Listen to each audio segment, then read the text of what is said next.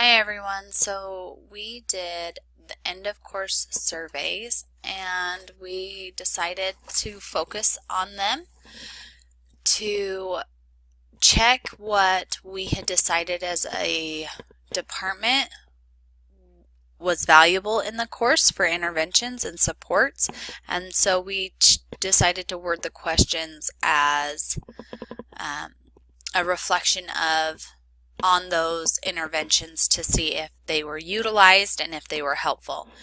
So we first wanted to know what their grade was and if they finished the course, how many times they had done the course, and if they attended live office hours, because that is one of our built-in interventions. How many times throughout the quarter they attended live office hours.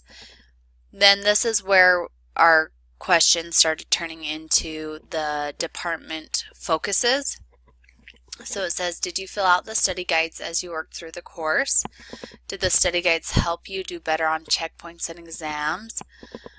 What feedback could you provide? And then they just could type in their own feedback. Did you complete the video assignments? So for our department, I believe almost all of us have our video assignments attached to the projects, and we that's what we assess for our video assignments. So, and then wanted to if you completed the video assignments, did this support you with the completion of the projects for this course? So again, we were wanting to see if they actually utilized this resource and intervention to help them finish projects. So this was the next one, was teacher notes throughout the course, and if any of the video links to support their understanding. So that was another part of our teacher notes, was to have video links and resources built in. And then we asked for just type back what the feedback was for their teacher notes. We wanted to know if they were able to find the course announcements, because we list a lot of our resources in the course announcements. So if yes, did the course announcements help you navigate the course? And then feedback for the announcements. So as you could tell, we first questioned on if they were able to find the resource that we were asking about. Did it help them accomplish a task? And then we asked for a long statement feedback. And then please rank the various methods by which your teacher corresponds with you: email, phone, text, Google Chat, or online meeting. 1 being not effective and 5 being extremely effective. So then they could just rank which ones they preferred. And then, do you have any other feedback that could improve this course? So now I looked at my responses with the pie chart, and so I could just go back and notice the one that kind of caught me by surprise was this. They really liked email as their preferred way of contact, which I thought, since they were inundated with emails, that would not be one of their preferred methods. But they really do prefer an email. And one thing that was brought up as we were going over this was that the emails, when they would respond to our mass emails, it wouldn't necessarily have anything to do with the subject of the mass email we send out. It was just a point of contact, and then they would respond back with a specific question that they had. So it was just we were thinking that they just saw that they had an email from their math teacher, so they clicked on it and could click reply instead of going and searching through and looking up our email address information somewhere else.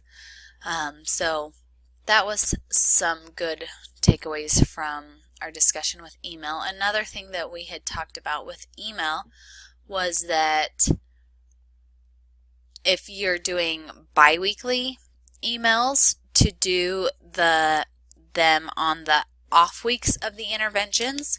That way the students that are receiving interventions still receive an email every week, and the students that are either not doing the course or are flying through the course independently, they're receiving those emails every other week. And so the students that are struggling and working through that course and really focusing on it, that need teacher support, are receiving those emails every single week. And the ones that are, again, either not doing it or are doing it on their own independently successfully, they're not receiving as many emails that way. Then Jenny did hers a different way. She exported it to an Excel survey, and then she created pivot tables for her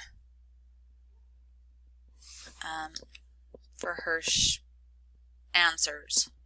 So like she did pivot tables for her course announcements questions, and then for the study guide. So each question she could use this pivot table. And the way to create a pivot table is you go to your, where did it go?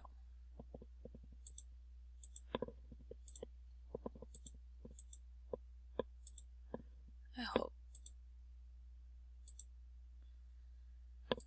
You go to your survey answers and you select a column, and then you click on tools. Hold on, you click on data and then you select pivot table, and you can have it in a new sheet or an existing sheet. And then I'll create this and then undo it. So then this is what it would look like for the columns and rows. And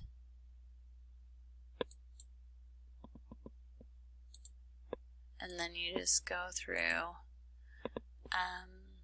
the values and add which ones you would like. So then it can tell you how many kids answered yes and how many kids answered no, and then the grand total. So that was one way she had found helpful to look through the data and the responses on that.